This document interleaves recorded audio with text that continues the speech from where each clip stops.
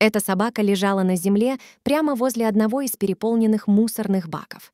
Иногда она начинала шевелиться, дергалась, но половина тела ее просто не слушалась.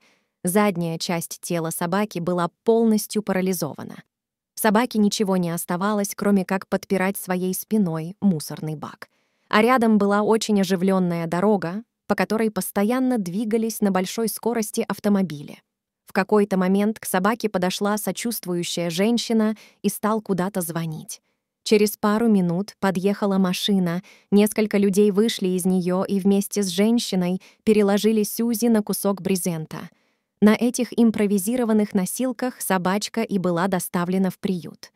Доктор обнаружил у пациентки обилие блох, клещей и последствия недоедания.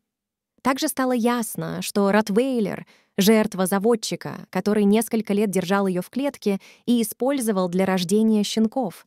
А когда у собаки отнялись лапы из-за артрита и неправильного содержания, от нее быстренько избавились уже известным нам способом. «Мы часто находим покинутых животных на этой дороге», — говорит Лори Кардон, член спасательной группы Gulfstream Guardian. «И это очень опасное место, ведь там на большой скорости идут сотни грузовиков. Многие из собак не доживают до нашего приезда». Сюзанну поместили в ветеринарную больницу города Бока-Ратон, где сделали переливание крови и начали проводить курс лечения. Никто не знал, будет ли собака снова ходить, но сама Сюзанна уже все решила. Тогда она впервые стала двигать ногами, и мы все заплакали. Когда Сью привезли в бассейн для тренировки лап, малышка вдруг зашевелила конечностями и стала пытаться плыть, и это всего через неделю после спасения. Ей было немного более 3 лет, поэтому ее организм с силой откликнулся на лечение и стал быстро восстанавливаться.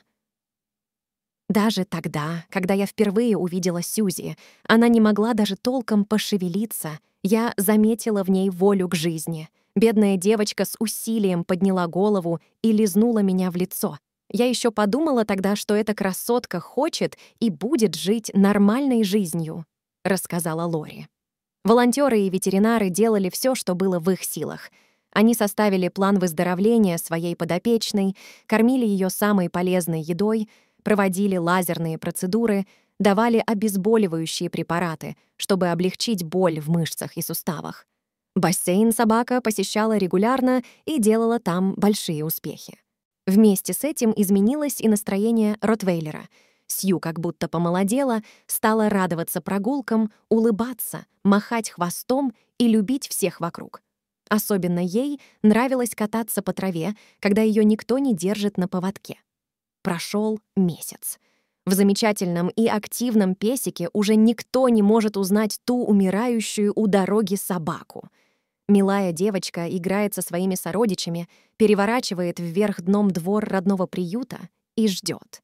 Ждет того самого человека, который протянет ей руку и скажет: «Тай, ну, привет тебе, новый член моей семьи», и она обязательно этого дождется. Дорогие зрители, если вам понравилось это видео, то ставьте лайк и подписывайтесь на наш канал. До свидания.